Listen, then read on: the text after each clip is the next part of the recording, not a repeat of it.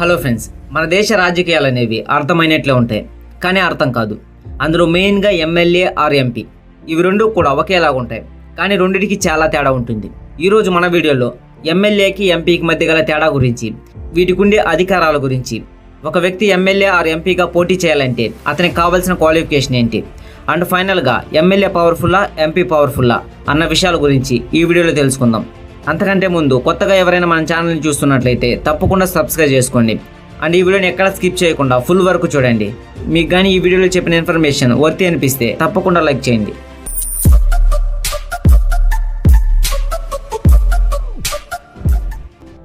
అయితే ముందుగా మన దేశంలో ఫెడరలిజంని ఫాలో అవుతారు. ఫెడరలిజం అంటే అధికారాన్ని రాష్ట్రాలు మరియు కేంద్రాలుగా డివైడ్ చేసి పరిపాలించడం. సో అందుకే మన దేశంలో రెండు రకాల గవర్నమెంట్స్ ఉంటాయి. అదే central government, state government. Central గవర్నమెంట్కి ఎంపీస్ రిప్రజెంట్గా ఉంటారు, స్టేట్ గవర్నమెంట్కి ఎమ్మెల్యేస్ రిప్రజెంట్గా ఉంటారు. అయితే సెంట్రల్ గవర్నమెంట్ కోసం జరిగిన ఎలక్షన్స్లో ఎలక్ట్ అయిన వారి కోసం ఒక హౌస్ ఉంటుంది, అదే పార్లమెంట్. దీనిలో లోక్సభ అండ్ రాజ్యసభ అనే రెండు హౌసెస్ ఉంటుంది. ఇందులో లోక్సభలో ఉన్నవారిని డైరెక్ట్గా ప్రజలే ఓట్లేసి గెలిపించుకుంటారు. ఇక రాజ్యసభలో ఉన్నవారిని ఆ రాష్ట్ర ఎమ్మెల్యేలు ఓటు వేసి గెలిపించుకుంటారు. సో ఎంపీ అంటే మెంబర్ ఆఫ్ పార్లమెంట్. పేరులోనే మీనింగ్ ఉంది, పార్లమెంట్కి చెందిన మెంబర్ అని. ఒక ఎంపీ ఏ పార్లమెంట్ కాన్స్టిట్యున్సీ నుండి ఎన్నుకోబడతాడో ఆ కాన్స్టిట్యున్సీకి సంబంధించిన సమస్యల గురించి, ఇష్యూస్ గురించి లోక్సభలో మాట్లాడి వాటిని సాల్వ్ చేయడానికి ప్రయత్నిస్తాడు. సేమ్ పార్లమెంట్ లాగే రాష్ట్రంలో జరిగిన ఎలక్షన్స్లో గెలిచిన వారి కోసం ఒక హౌస్ ఉంటుంది, అదే అసెంబ్లీ లేదా లెజిస్లేటివ్ అసెంబ్లీ అని కూడా అంటారు. ఇక ఎమ్మెల్యే అంటే మెంబర్ ఆఫ్ లెజిస్లేటివ్ అసెంబ్లీ. ఇక్కడ కూడా ఎంపీ లాగే ఎమ్మెల్యే రాష్ట్రంలోని ఏ నియోజకవర్గం నుండి గెలుస్తాడో ఆ నియోజకవర్గంలో ఉన్న సమస్యల గురించి, ఇష్యూస్ గురించి అసెంబ్లీలో మాట్లాడి దాన్ని సాల్వ్ చేయడానికి ప్రయత్నిస్తాడు. నెక్స్ట్ ఎంపీ లేదా ఎమ్మెల్యేగా పోటీ చేయాలంటే కావాల్సిన క్వాలిఫికేషన్ ఏంటో చూద్దాం. ముందుగా ఎంపీగా పోటీ చేయాలనుకునే క్యాండిడేట్ క్వాలిఫికేషన్ విషయానికి వస్తే, క్యాండిడేట్ తప్పకుండా ఇండియన్ సిటిజన్ అయి ఉండాలి. లోక్సభకు అయితే 25 సంవత్సరాలు నిండి ఉండాలి. అదే రాజ్యసభకు అయితే 30 సంవత్సరాలు నిండి ఉండాలి. క్యాండిడేట్కి ఏ గవర్నమెంట్ ఆఫీసులో కూడా జాబ్ ఉండకూడదు. దేశంలో ఏదో ఒక పార్లమెంట్ కాన్స్టిట్యున్సీ నుండి క్యాండిడేట్కి ఓటు రిజిస్టర్ అయి ఉండాలి. అండ్ క్యాండిడేట్ తప్పకుండా సౌండ్ మైండ్తోనే ఉండాలి. అంటే క్యాండిడేట్ తనకు తానుగా డెసిషన్ తీసుకునేలాగా ఉండాలి. ఇక ఫైనల్గా క్యాండిడేట్ నేరం చేసి ఉండకూడదు. ఒకవేళ చేసినా కానీ 2 సంవత్సరాల కన్నా ఎక్కువ జైలు శిక్ష అనుభవించకూడదు. ఇన్ కేస్ మీరు ఎడ్యుకేషన్ క్వాలిఫికేషన్ చూస్తే, పొలిటీషియన్స్కి ఎడ్యుకేషన్తో ఎటువంటి పని లేదు. ఇక ఎమ్మెల్యేగా పోటీ చేయాలనుకునే క్యాండిడేట్ క్వాలిఫికేషన్ విషయానికి వస్తే, ఇండియన్ సిటిజన్ అయి ఉండాలి. క్యాండిడేట్కి మినిమం 25 సంవత్సరాలు నిండి ఉండాలి. అండ్ పోటీ చేయాలనుకునే క్యాండిడేట్కి ఏ గవర్నమెంట్ ఆఫీసులో కూడా జాబ్ ఉండకూడదు. ఇక పీపుల్స్ యాక్ట్ 1951 ప్రకారం పోటీ చేసే క్యాండిడేట్ ఆ రాష్ట్రంలో ఏదో ఒక కాన్స్టిట్యున్సీలో రిజిస్టర్ ఓటర్ అయి ఉండాలి. క్యాండిడేట్ సౌండ్ మైండ్తో ఉండాలి. ఇక ఫైనల్గా క్యాండిడేట్ ఎటువంటి నేరం చేసి ఉండకూడదు. ఒకవేళ చేసిన 2 సంవత్సరాల కన్నా ఎక్కువ జైల్లో ఉండకూడదు. ఇవి ఎంపీ మరియు ఎమ్మెల్యేకి పోటీ చేయాలనుకునే క్యాండిడేట్స్కి ఉండాల్సిన బేసిక్ క్వాలిఫికేషన్. ఇక ఎంపీ మరియు ఎమ్మెల్యేగా గెలిచిన వ్యక్తికి ఉండే అధికారాలు ఏంటో చూద్దాం. ముందుగా ఎంపీకి ఉండే అధికారాల విషయానికి వస్తే, నెంబర్ 1 లెజిస్లేటివ్ పవర్స్.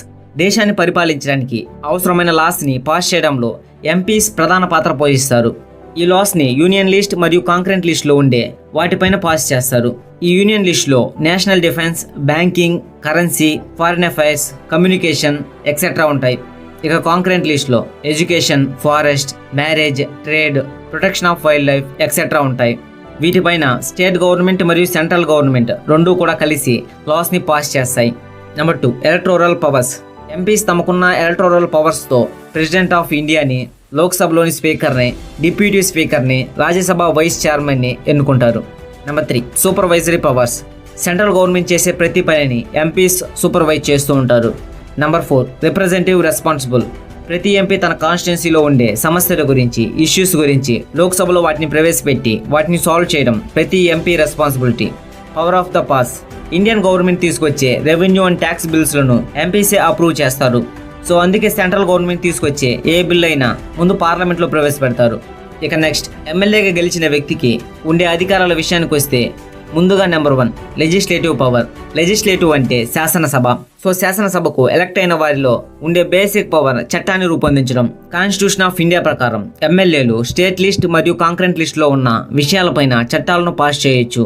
స్టేట్ లిస్ట్లో వచ్చి police, agriculture, irrigation, prisons, burial grounds, local governance, public health etcetera ఉంటుంది.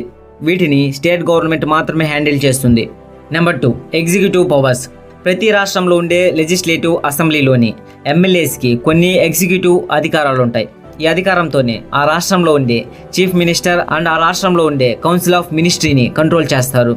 సింపుల్గా చెప్పాలంటే గవర్నమెంట్ చేసే ఏ పనినైనా ఎమ్మెల్యేస్ క్వశ్చన్ చేయవచ్చు. ఒకవేళ గవర్నమెంట్ చేసే పనులు ఎమ్మెల్యేస్కి నచ్చకపోతే ఎమ్మెల్యేస్ అంతా కలిసి ఓటింగ్ని పెట్టి గవర్నమెంట్ని అధికారం నుండి దింపేయవచ్చు.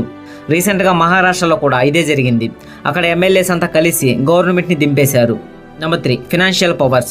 రాష్ట్రానికి సంబంధించిన ఫినాన్షియల్ మ్యాటర్స్ అన్నీ కూడా ఎమ్మెల్యేస్ మరియు అసెంబ్లీ చేతిలోనే ఉంటుంది. ఏదైనా ఫినాన్షియల్ బిల్ని పాస్ చేయాలన్నా కూడా అది ఎమ్మెల్యేస్ చేతిలోనే ఉంటుంది. ఇక ఎమ్మెల్యే మరియు ఎంపీకి ఉండే బెనిఫిట్ విషయానికి వస్తే ఆ రాష్ట్ర ఎమ్మెల్యేగా గెలిచిన క్యాండిడేట్కి చాలా లాభాలే ఉంటాయి. ఎమ్మెల్యేగా గెలిచిన క్యాండిడేట్ శాలరీ చూస్తే మన దేశంలో ఉండే వివిధ రాష్ట్రాల్లో వివిధ రకాలుగా ఉంది.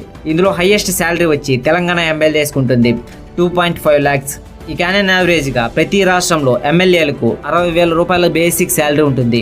దీంతో పాటు travelling allowance, daily allowance, constituency allowance etcetera అన్నీ కలుపుకొని 1,00,000 రూపాయల వరకు శాలరీ వస్తుంది. ఇది మాత్రమే కాదు, ఎమ్మెల్యేస్కి పెన్షన్స్ కూడా ఉంటుంది. ఒకరోజు ఎమ్మెల్యేగా పదవిలో ఉంటే చాలు లైఫ్ లాంగ్ పెన్షన్ వస్తుంది. ఈ పెన్షన్స్ కూడా రాష్ట్రాన్ని బట్టి మారుతూ ఉంటుంది. And MLA staff salary, medical bills, current bills, telephone bills, personal and professional trips లాంటి వాటికి అయ్యే ఖర్చులను కూడా గవర్నమెంటే భరిస్తుంది. ఇక ఎంపీకి ఉండే బెనిఫిట్స్ విషయానికి వస్తే ప్రతి ఎంపీకి బేసిక్ శాలరీ 50,000 ఉంటుంది. దీనికి constituency allowance, office expenses, secretarial allowance etcetera అన్నీ కలుపుకొని దాదాపు 1,00,000 రూపాయల వరకు వస్తుంది. అండ్ ఇవి మాత్రమే కాదు, free AC train, 36 air trips per year, ప్రతి సంవత్సరం ఫ్రీగా 50,000 యూనిట్ల కరెంట్, అకామిడేషన్, టెలిఫోన్ బిల్స్ ఇలా చాలా ఉంటుంది. ఇక ఫైనల్గా ఎమ్మెల్యే పవర్ఫుల్లా ఎంపీ పవర్ఫుల్లా అంటే ఎమ్మెల్యేకి ఎంపీకి సేమ్ పవర్సే ఉంటుంది. ఒకరు ఎక్కువ ఒకరు తక్కువ అనేది ఏమీ ఉండదన్నమాట.